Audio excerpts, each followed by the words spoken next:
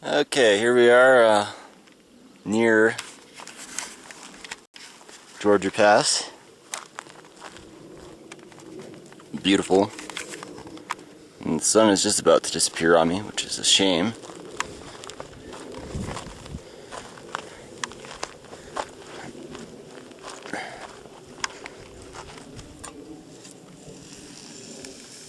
It's not quite as high as it should be. But it's hot enough.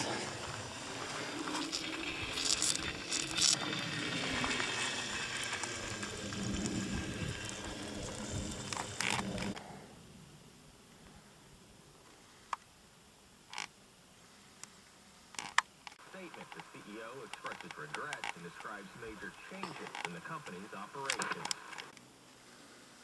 Here's a kind of creepy mine. I'm right outside Breckenridge now. I'm not even sure where I was. I pretty much came all the way around.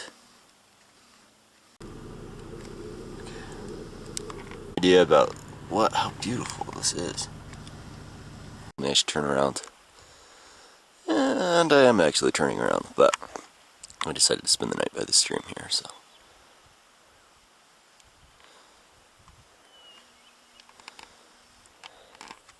Okay, so truck's tilting a lot.